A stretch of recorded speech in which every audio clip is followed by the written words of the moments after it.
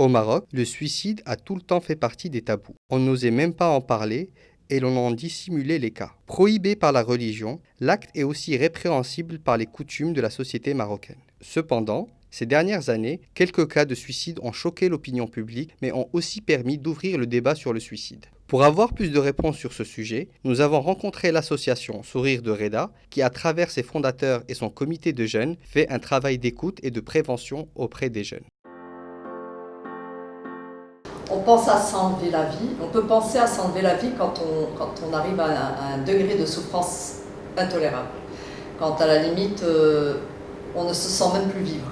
Même si on est vivant, la souffrance nous a complètement envahi, nos pensées, envahit notre corps, envahit notre être. Et avoir envie de mourir, c'est avoir envie de se sentir encore vivant. C'est un peu paradoxal, mais c'est un peu ça le suicide. C'est une souffrance intolérable et ne plus voir d'issue, ne plus voir comment continuer à vivre autrement qu'en sautant la vie. Bon, à entendre parler comme ça, on pourrait croire que tout le monde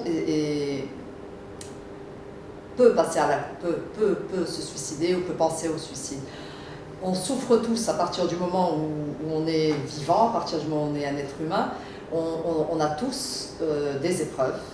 Alors maintenant, la question à se poser, c'est à quel moment est-ce que cette souffrance peut devenir dangereuse pour nous-mêmes ou dangereuse pour l'autre? Parce qu'évidemment, dangereuse pour nous-mêmes, c'est tout ce qui est des cas de scarification, du comportement, et j'en passe, je ne vais pas rentrer dans les détails. Et pour l'autre, c'est les cas de harcèlement et à l'extrême de crime.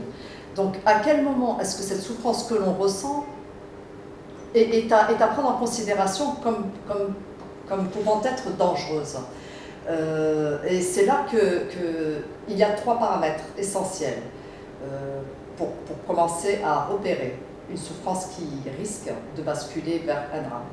En fait, une personne, elle se suicide quand la souffrance, elle devient non seulement intense, mais elle devient très fréquente. Elle commence à souffrir plus souvent, plus longtemps, et ça devient plus fort.